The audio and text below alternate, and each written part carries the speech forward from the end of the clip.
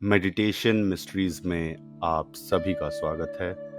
दोस्तों, हम आपके लिए वीडियोस लाते हैं ताकि आप उसको अंत तक ज़रूर देखें और ताकि कोई भी विधि या तत्व आपसे छूटे नहीं। जिस तरीके से दुनिया में अलग देश, अलग संस्कृतियां हैं, उसी तरीके से ध्यान करने के भी तरीके और विधियां बहुत ज़्यादा विभिन्न हैं। नमस्कार दोस्तों, आज हम इसी विषय पे बात करेंगे कि किस तरीके से दुनिया में अलग-अलग तरीके से ध्यान किया जाता है, किस प्रकार उन सब की विधियां अलग हैं और मैं आपको शुरुआत में ही बता दूं कि इनमें से कोई भी विधि या किसी भी तरीके का ध्यान बिना किसी पूर्ण जानकारी के अपने घर पे प्रयोग ना करें। तो आइए शुरू करते हैं। भारत भूमि। दोस्तों, शुरू से ही भारत देश अध्यात्म में आगे रहा है। दुनिया को योग और साधना का ज्ञान भी सबसे पूर्व भारत ने ही दिया था। भारत ने ही अध्यात्म को कई और देशों तक पहुंचाने का भी काम किया है। इसीलिए शायद ऐसा कोई देश नहीं होगा जिसके लोग भारत में अध्यात्म सीखने या अध्यात्म की खोज के लिए नहीं आते। दोस्तों, अब रेगुलर अपडेट्स के लिए आप हमें इंस्टाग्राम पे भी फॉलो कर सकते हैं। हमारे हैंडल का नाम है मेडिटेशन मिस्ट्रीज। लिंक नीचे डिस्क्रिप्शन बॉक्स में भी दिया हुआ है और ऊपर स्क्रीन पे भी। दोस्तों, एक कंट्री है जापान। बहुत ही कर्मठ, बहुत ही ऑनेस्ट और बहुत ही क्रियाशील वाला देश है। वहाँ मेडिटेशन को ज़ेन मेडिटेशन के नाम से जाना जाता है, जिसमें आप एक आसन के ऊपर बैठते हैं और आप आंखें बंद करके ध्यान लगाते हैं अपने आसपास की उस हर एक छोटी सी छोटी आवाज पे। मिसाल के तौर पे आप एक आसन पे बैठ के आंखें बंद करके आप ध्यान से अपने आसपास के वातावरण में पक्षियों की आवाजें, कीड़े मकोड़ों की आवाजें, झरने की, हवा के बहने की और ये जितनी भी आपके आसपास जो एनवायरनमेंट की जो एक नेचुरल वॉइस है, इसको आप ग्रहण करने की कोशिश करते हैं।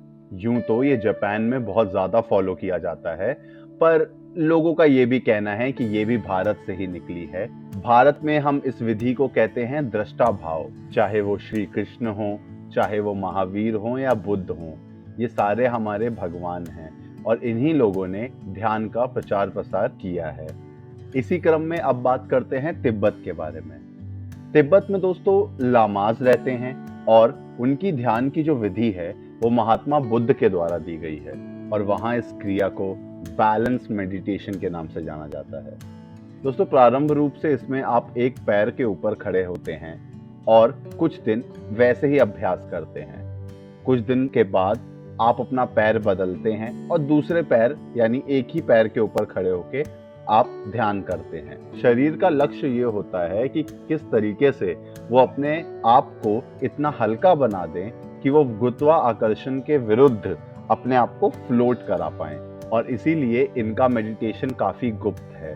मॉन्क्स, भिक्षु ये कभी भी मेडिटेट सबके सामने नहीं करते। इसी क्रम में जो तीसरा देश है वो है इंडोनेशिया। इंडोनेशिया में ध्यान करते समय लोग अपनी सांसों पे ज्यादा ध्यान देते हैं। सांस अंदर लेने और बाहर छोड़ने का जो पूरा एक सर्कल है उसे बड़े ही ध्यान से मॉनिटर किया जाता है।